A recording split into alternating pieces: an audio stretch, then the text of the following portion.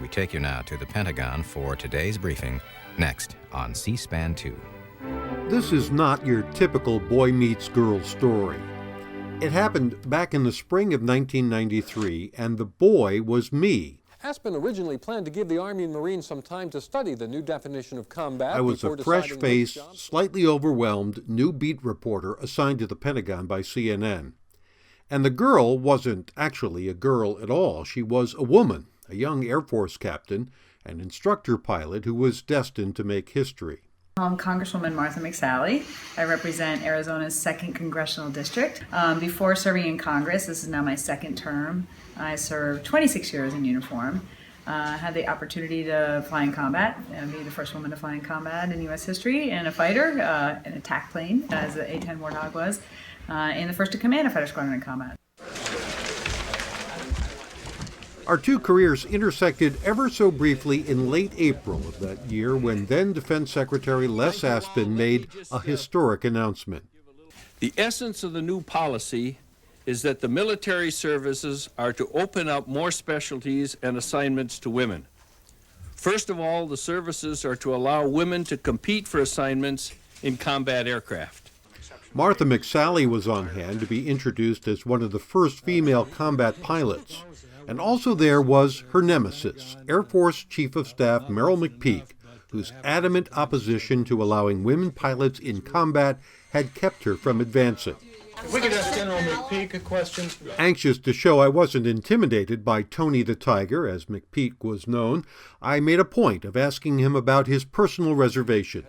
Are you comfortable with the decision you have to carry out? Well, I'm comfortable with it. I had a full opportunity to state my view.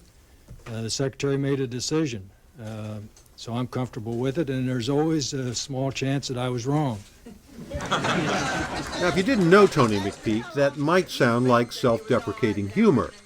But if you knew McPeak, you knew he thought there really was only a small chance he was wrong. It wasn't just a rumor. He testified before Congress with some pretty strong words. I think I remember, this is paraphrased, but somebody asking him, "You're responsible for organized training and equipping our Air Force, and you're saying you would rather take a less qualified man over more qualified women to fill these cockpits?" And his answer was, "Yes, I know, it's just how I feel." So here was a leader of our Air Force, leading the way from the top. It was a point Captain McSally made more than a quarter century ago when she finally got to speak. And I just wanted to say that, it's not so much a equal opportunity type issue. It's like Mr. Aspin said earlier, Secretary Aspin said, it's got to do with trying to have the most effective force for the military. And if we have better qualified women than men when the assignments come up, then we would have the most effective force if those women go. In the rehearsals for the historic event, McSally had been warned not to contradict or criticize the chief, but you could tell from her body language what she was thinking.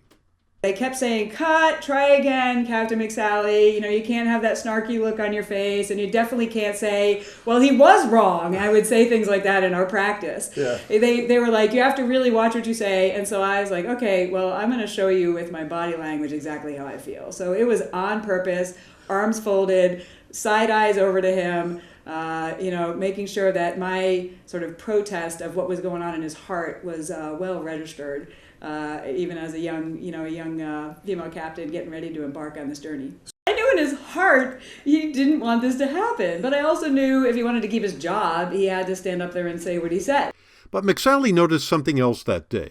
McPeak, the grizzled, aging fighter jock, seemed to be having a minor epiphany as he stood there extolling the virtues of 3 badass women.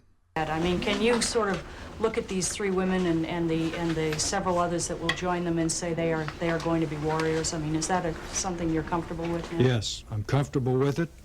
And as I look at these 3 and listening to their answers, I'm even more comfortable.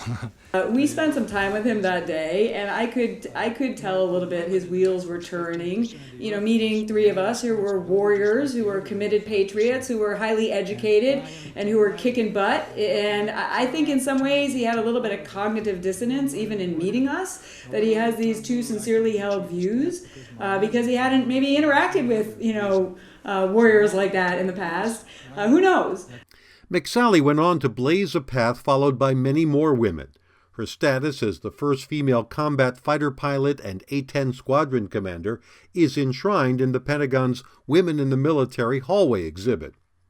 And as for me, I also went on to carve my own niche in the edifice of aviation history aboard a Marine Corps V-22 Osprey in 2006.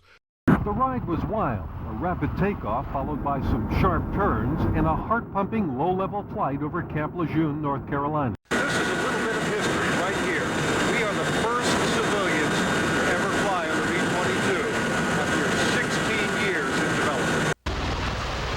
I was later told that other civilians had flown on the aircraft on test flights before me, but I believe I can honestly claim to be the first civilian to throw up on a V-22, and that still makes me an aviation pioneer.